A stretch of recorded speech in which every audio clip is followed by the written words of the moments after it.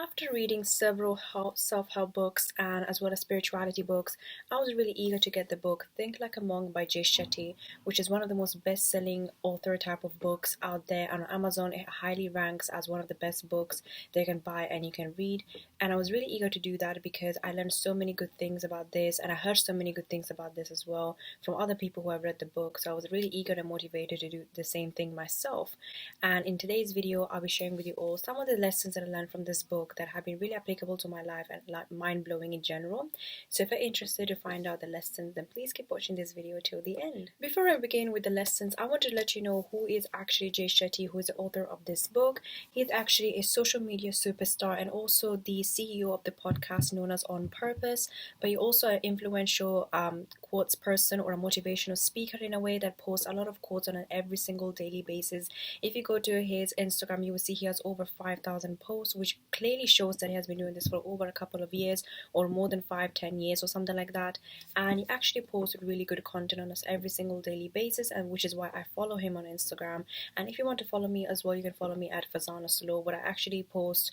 travel, food, as well as quotes related type of things and posts, because those are the 3 things or more things that I actually love doing on a daily basis. So now that we know who is actually Jay Shetty, now let's move on to the lessons that I actually learned from this book. One of the first things that I learned from this book as I was reading the first few pages or few chapters is the fact that what is actually fear and how it actually happens, and why does it actually become an obstacle to your own goals and successes and all those kind of things that you actually want to achieve in your life. I always knew what does detachment mean, but this book really explained it really well, what is actually detachment and what it actually means to be detached from things, from people, from emotions and all those kind of things. For example, one example of detachment is definitely when, for example, let's say if you are feeling really angry, instead of saying I am angry, you can say I'm feeling angry instead. In that way, it is detaching yourself from the emotion, so it makes you feel less worried or less pressured or less guilty in a way.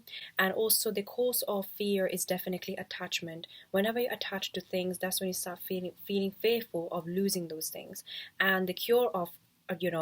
fear is of course detachment, which means that you're detaching yourself from that thing, that person, that emotion, whatever that might be. And this has been really mind-blowing because now I really understand what does detachment mean in a way. And I know that this word can be circulating around internet over and over again because people don't really understand it, even though it's a really cool word to use in a way in an everyday basis. For example, I'm detached from this, I don't really care about this almost. So yeah, this is the first thing that I actually learned from the book. The second lesson that I learned from the book is actually something that made me want to read this book over and over again and want to keep reading this book and continue reading this book in general, because I'm a type of a person who is not an avid reader. So I really need to get a book that if a book really makes me want to finish to the end, it means it was really good for me and it was something that I wanted to read over and over again, and I might read it in the future again as well. But the second lesson that I learned is the fact that you need to add your B list to your to-do list, which means that, for example, let's say you're looking for a job and you're really wanting to look for placements or whatever, jobs, vacancies, whatever that might be. What do you need to be to make sure that you get those jobs as easily as possible, or not as easily but as quickly as possible, and you become the right candidate for those jobs? In those times, that's when you have to make your own B list, which means that what do you need to be to make sure that the employer there might choose you for that job. For example, you need to be more self-disciplined, more focused, more concentrating, all those kind of things, all those characteristics that you need to make sure that you become the right candidate for that job.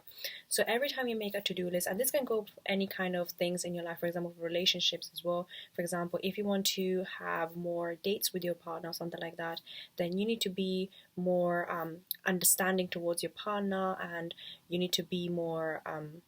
less judgmental about their emotions, and just listen to them whenever you need to, and do not really need to give them advice. So these are some of the things that I learned. And of course, live your life with purpose, because that's what all Jay Shetty is all about, living life with purpose. The third lesson that I learned from this book is the fact that give thanks to those people who actually helped you to get where you are right now. And whenever you achieve something, you need to be humble about it, and always remember all the struggles that you actually had to endure to make sure that you got this success that you have right now in your life. So whenever you think of success, do not always think that it was all me that always thought about it, and it was all me doing this, and it was me who did everything, and I didn't have a team behind me, like 50 people behind me to do this with me as well. So you want to make sure that that you are, of course you're going to get the recognition for it, but you need to always give thanks to every single thing and everyone that actually has brought you so far. And of course thank God as well, if you're somebody who believes in God and stuff, because that's something that's going to make you very humble in the long term. And I believe that when people say that, or whenever you get rich you change,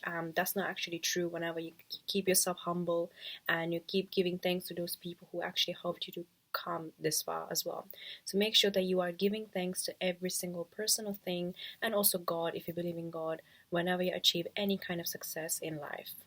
So lesson number 4 is a combination of two things that I learned from the same chapter, and the first one is keeping a gratitude journal, because we all have heard how helpful gratitude journals are, because sometimes we forget all those blessings that we actually have in our life, and whenever we do not appreciate the things that we already have, that's when the universe or God actually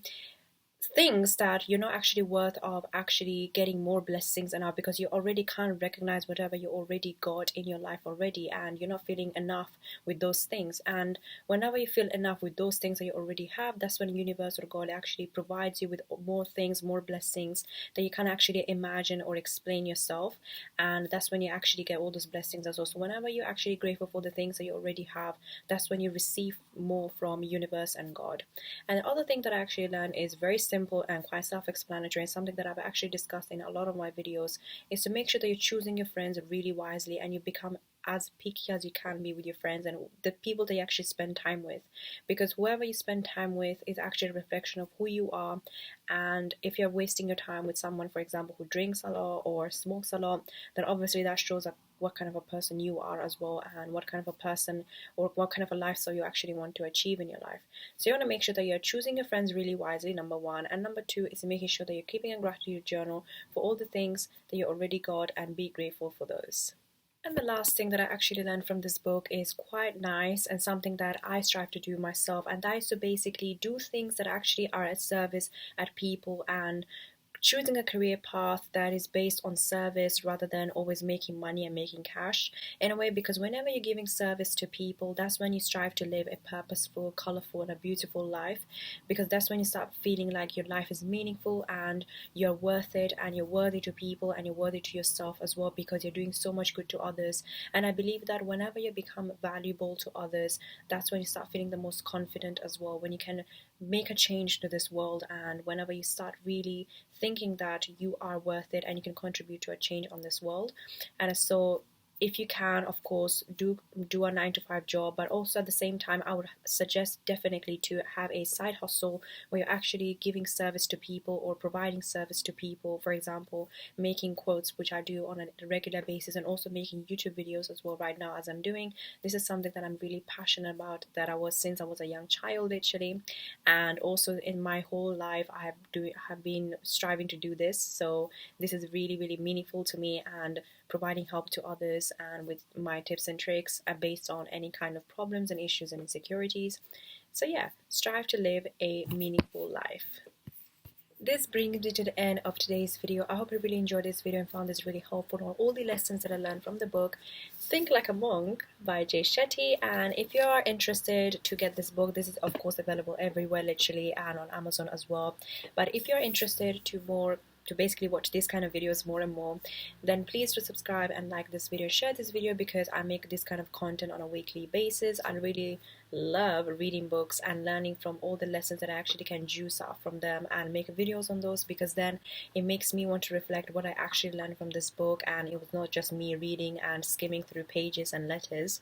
And yeah, and if you have read this book, of course, then what is the one thing that you actually learned from this book, and do you actually follow Jay Shetty on Instagram? Comment down below, because I really want to find out. But other than that, I'll see you in my next week's video.